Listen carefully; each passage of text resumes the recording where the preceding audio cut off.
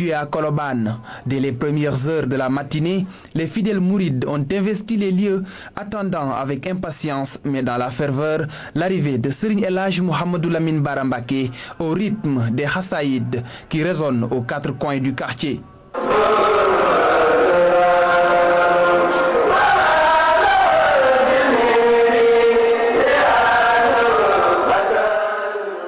À 12h30, le moment tant attendu est enfin arrivé. Le cortège du 6e khalife de Cheikh Ahmadou Bamba est sur les lieux. Difficile, voire impossible de se frayer un passage au milieu de cette foule immense de talibés mourides, plus que jamais déterminés à voir ou à toucher le khalife.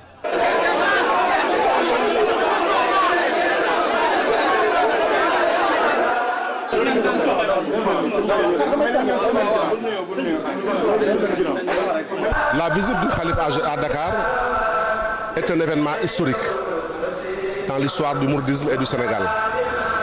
Car je crois que depuis 1979, sous l'ère de Cheikh Abdoulaye Mbacké, jamais un Khalife général des Mourides n'a mis les pieds ici à Dakar. Donc pour cette première visite très historique de El Hadji Mouhamadou Lamine Bara Mbacké, qui est l'émanation de tout un peuple, c'est normal que cette visite doit être axée sur ces conditions. Et surtout qu'il est l'invité personnel du président, de monsieur le président de la République. Nous sommes contents de cette visite. On souhaite la bienvenue au Khalife. Nous prions pour qu'il ait une santé de fer et une longue vie. Pour beaucoup de talibés, cette visite de Serigne Bara Falilou dans la capitale est une occasion rêvée pour recevoir sa bénédiction et bénéficier de ses prières. C'est dire que les attentes sont immenses. Nous attendons de la vie beaucoup de choses. Je pense que la venue de Serigne Bara va effectivement décanter la situation sur tous les plans. De par ses prières, de par son engagement à rassembler le monde, de par son engagement à écouter les uns et les autres, et de par son engagement justement à rassembler la famille islamique et la famille sénégalaise en particulier. Parce qu'avec son arrivée, il va prier pour nous et Dieu exaucera nos vœux.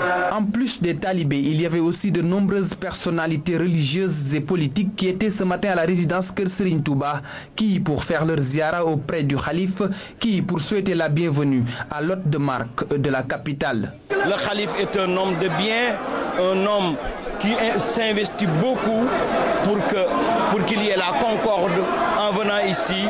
Ce sont ces pas-là qu'il va raffermir et ce sont des prières qui seront dites aussi bien pour le président de la République, pour les minutes que pour les Sénégalais. Cette visite de Serigne El Hadji Mouhamadou Lamine Bara Mbacké à Dakar intervient 7 mois après le début de son khalifa. Un séjour de 3 jours qui ne sera pas de tout repos pour Serigne Bara, qui recevra des centaines et des centaines de talibés en un temps record.